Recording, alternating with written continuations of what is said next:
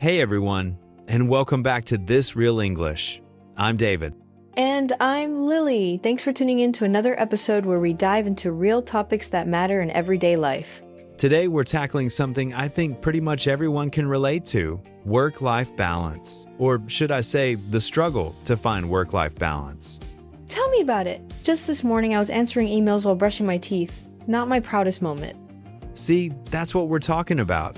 It's like our work follows us everywhere these days, between smartphones, remote work, and this whole hustle culture thing. And for our listeners who might not be familiar with that term hustle culture, it's basically this idea that you need to be working constantly, always grinding, always pushing to achieve more. Exactly. And while ambition is great, there's got to be a line somewhere, right? So today we're going to explore what work-life balance actually means, why it's so challenging, and some practical tips for finding that sweet spot. Plus, we'll share some of our own experiences, both the good and let's just say the learning experiences. Diplomatically put, Lily. All right, let's jump in.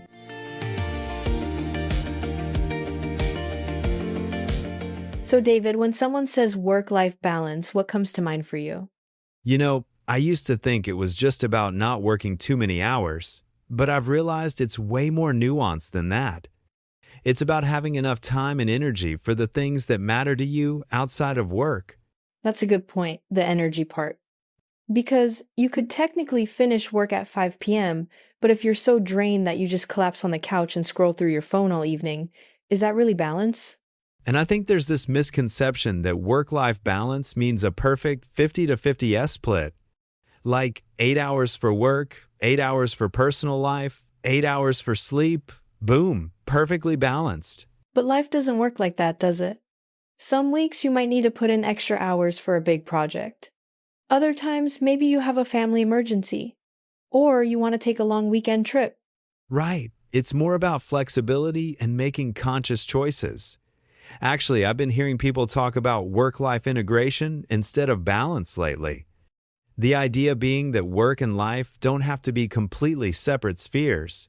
Ooh, that's interesting. Can you give an example? Sure, like maybe you take a call while walking your dog, or you work from a coffee shop near your kid's school so you can pick them up easily. You're blending the two instead of keeping them rigidly apart.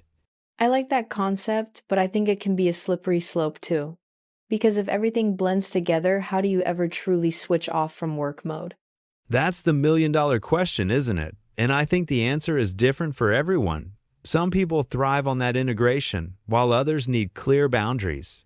And for our listeners, this is actually a great example of how English speakers often use questions to make statements or emphasize points. Did you catch that? David said, "That's the million-dollar question, isn't it?" And some people thrive on that integration, while others need clear boundaries. Good catch, Lily. These rhetorical questions we don't expect an answer to, are super common in natural conversation. They help us connect with our listeners and emphasize our points. So if everyone knows work-life balance is important, why is it so darn difficult to actually achieve? Well, I think technology plays a huge role. Our phones mean we're basically on call 24/7. I can't tell you how many times I've checked work emails right before bed. Guilty as charged. And it's not just emails. There's Slack, WhatsApp groups with colleagues, project management apps. It's like work has tentacles that reach into every corner of our lives. Tentacles. I love that imagery. It really does feel invasive sometimes. But you know what?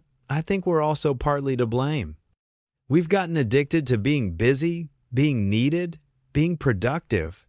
Oh, that's so true. There's this weird badge of honor in being overwhelmed. People brag about pulling all-nighters or working weekends. When did exhaustion become something to be proud of? And social media doesn't help. You see these posts about grinding and hustling, and suddenly taking an afternoon nap feels like laziness. Exactly. Plus, for a lot of people, especially in uncertain economic times, there's this fear that if you're not constantly available and working hard, you might get replaced. That's a really important point. Job security isn't what it used to be, and that creates a lot of anxiety. People feel like they have to prove their worth constantly. Right. And then there are practical issues too, like if you're a single parent working two jobs just to make ends meet, work life balance might feel like a luxury you can't afford. Absolutely. It's important to acknowledge that not everyone has the same options or privileges when it comes to setting boundaries. Another thing I've noticed is that we often underestimate how long things take. We pack our schedules full, thinking we can do everything efficiently, and then we're constantly running behind and feeling stressed. Oh, the planning fallacy. That's actually a well-known psychological bias. We tend to underestimate how much time tasks will take, even when we know we've underestimated similar tasks in the past. It's like we're eternally optimistic about our future selves. Future Lily will definitely have more energy and focus than present Lily. If only. And speaking of future selves, there's also this pressure to constantly be improving, learning new skills, networking. The self-improvement industry has convinced us that any downtime is wasted time. Yes! Whatever happened to just being, sitting and thinking, or reading for pleasure, or having a conversation without any agenda? Those are actually crucial for our mental health and creativity, but they don't feel productive in the traditional sense.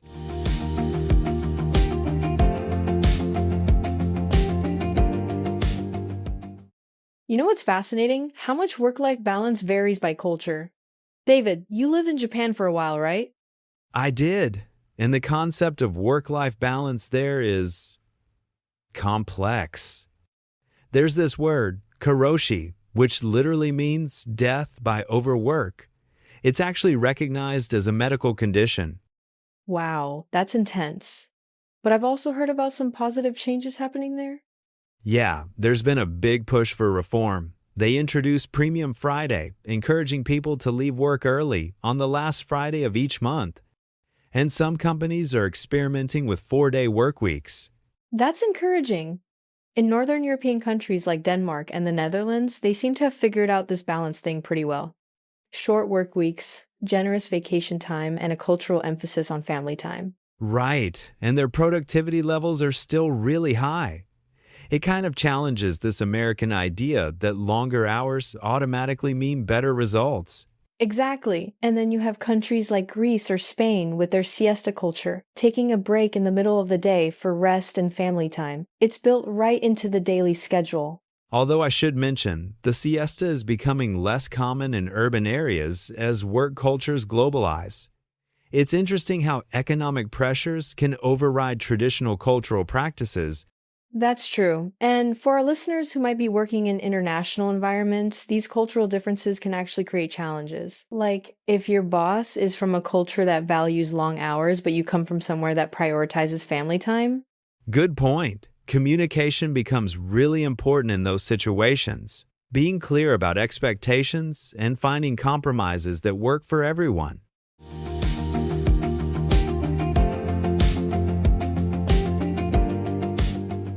All right, enough about the problems. Let's talk solutions. David, what are some practical things people can do to improve their work-life balance? Well, first things first, you've got to set boundaries. And I mean real boundaries, not just wishful thinking. Like deciding that after 8 p.m., you don't check work emails.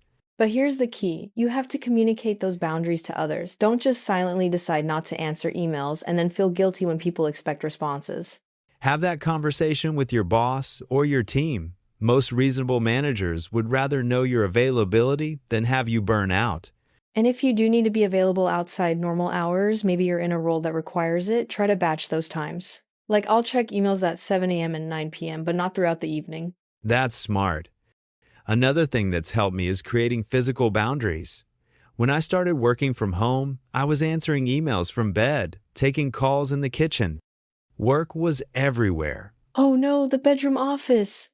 That's a recipe for disaster. Exactly. Now I have a dedicated workspace, and when I close my laptop at the end of the day, I physically leave that area.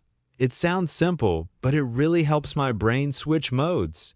And if you don't have space for a home office, you can still create rituals. Like changing clothes after work, going for a walk around the block, or even just washing your hands, something that signals the transition from work to personal time. I love the walk idea. Fresh air, movement, time to decompress. Plus, it's free. Speaking of free, let's talk about saying no. This might be the most important skill for work-life balance, and it costs absolutely nothing. But it's so hard, especially if you're a people pleaser or if you're worried about missing opportunities. Right, but here's the thing. When you say yes to everything, you're essentially saying no to your personal time, your health, your relationships. Every yes is a no to something else. That's a powerful way to think about it, and you don't have to be rude when you say no. You can say things like, I'd love to help, but I'm not available this week. Could we look at next week instead? Or, that sounds like a great project, but I'm at capacity right now. Can you tell me more about the timeline so I can see if I might be able to help later? Good examples. Now, let's talk about time management. One thing that's really helped me is time blocking. Instead of just having a to-do list, I actually schedule specific times for different tasks. Oh, I love time blocking. It's like making an appointment with yourself, and it helps you see how much you can realistically fit into a day. Exactly. And don't forget to block time for personal stuff too. Exercise, meals, even just relaxation time. If it's not on your calendar, it's easy to let work expand to fill all available time. That's so true. Work will always expand to fill the time you give it. It's like a gas, it expands to fit its container. Another tip, and this might sound counterintuitive, but sometimes working more efficiently can actually give you better work-life balance than working fewer hours. How so? Well, if you can get your tasks done more quickly and effectively, you can leave work feeling confident that you've accomplished what you needed to. No guilty feelings, no taking work home mentally. Right, and that might mean learning new skills, using better tools, or just eliminating time wasters. Like, do you really need to attend that weekly meeting that could have been an email? The eternal question. And speaking of meetings, here's a radical idea. What if we started having walking meetings? You get fresh air, movement, and you might find that people are more creative and focused. I actually love walking meetings for certain types of discussions, though maybe not for anything that requires looking at a screen. Fair point. And here's another practical tip. Use your vacation time. I can't believe how many people leave days unused. Yeah, and when you do take time off, really take time off. Don't check emails, don't take just one quick call. Your brain needs that complete break to recharge. And if taking a full week off feels impossible, try taking long weekends more regularly. Sometimes a 3-day weekend can be more refreshing than you'd expect.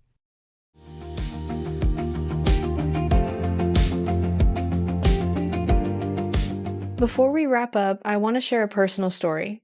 A few years ago, I was working at a startup, and I was completely obsessed with proving myself. I was first in the office, last to leave, answering emails at midnight. Sounds exhausting. What happened? Well, I thought I was being super productive, but actually, the quality of my work started suffering. I was making more mistakes, I was cranky with my colleagues, and I wasn't coming up with creative solutions anymore.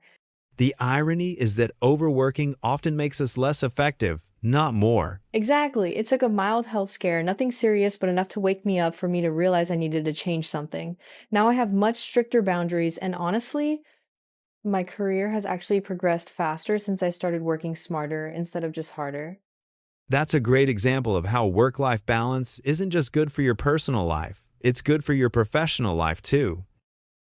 What about you, David? Any lessons learned the hard way? Oh, definitely. I used to think that being available 24/7 made me valuable to my employers. But what I learned is that it just trained people to expect instant responses from me all the time. Right, you were training them to have unrealistic expectations.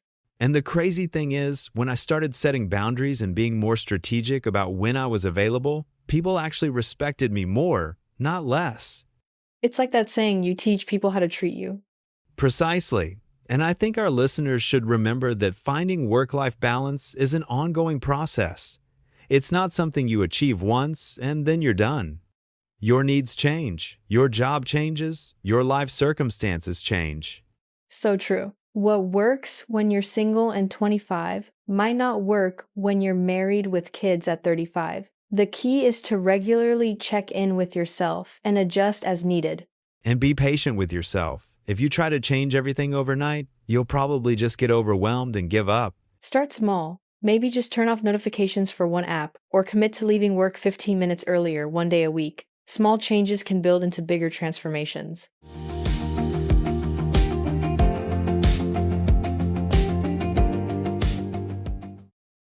Let's move to our vocabulary breakdown. This is where we explain some of the more interesting expressions we use today. Let's start with tell me about it. Lily used this when I mentioned checking emails before bed. Now, she wasn't actually asking me to tell her about it. It's an expression that means I completely understand or I have the same problem. It's a way of showing empathy and agreement. For example, if someone says, traffic was terrible this morning, you could respond with, tell me about it. It took me an hour to get to work. Another great one was guilty as charged. This comes from legal language. It's what you say in court when you admit you committed a crime. But in everyday conversation, we use it humorously to admit we're doing something we probably shouldn't. Right, like when David mentioned checking work emails at bedtime, I said guilty as charged because I do the same thing. It's a playful way to admit fault. Now, the million-dollar question. This refers to the most important or difficult question in a discussion. The idea is that if you could answer this question correctly, you'd win $1 million because it's so valuable. We also talked about work having tentacles. This is a metaphor comparing work to an octopus, the idea being that work reaches into every part of your life, just like an octopus's tentacles reach in all directions. That's a great visual metaphor. And speaking of metaphors, we said work expands like a gas. This compares work to how gas fills whatever container you put it in, meaning work will take up however much time you give it. Ooh, and we mentioned badge of honor. Normally, a badge is something physical you wear to show achievement, like a police badge. But when we say something is a badge of honor, we mean people treat it as something to be proud of, even when maybe they shouldn't be. Like being exhausted from overwork. Some people wear their exhaustion like a badge of honor, as if it proves how dedicated they are. We also use several phrasal verbs. Tune in means to listen to or watch a program. Dive into means to start discussing something thoroughly. Switch off means to stop thinking about work and relax. And let's not forget slippery slope. This idiom describes a situation where one small action could lead to bigger problems, like how work-life integration could become a slippery slope to never truly disconnecting from work. We also use some conditional language for giving advice. Phrases like, what if we tried? Or maybe you could. These are softer ways to make suggestions instead of giving direct commands. And for expressing agreement, we used expressions like absolutely, exactly, and that's so true. These are much more natural than just saying yes all the time. One more thing. We used a lot of questions that weren't really questions, called rhetorical questions, like when I said, when did exhaustion become something to be proud of? I wasn't expecting an answer, I was emphasizing my point. These vocabulary elements are what make conversations sound natural and fluent. Practice using them in your own conversations.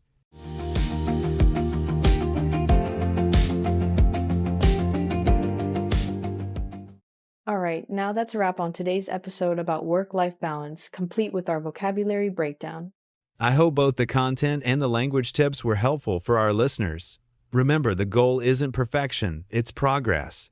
Even small steps toward better balance can make a big difference in how you feel. And the same goes for learning English. Don't try to use all these new expressions at once.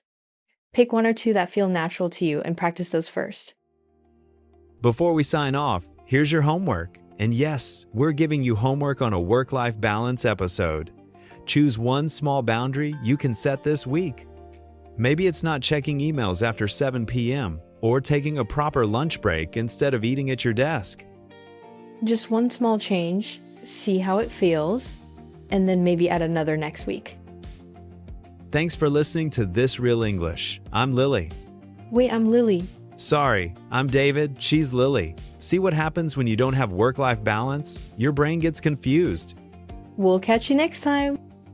Until then, take care of yourselves and remember, you're more than your job.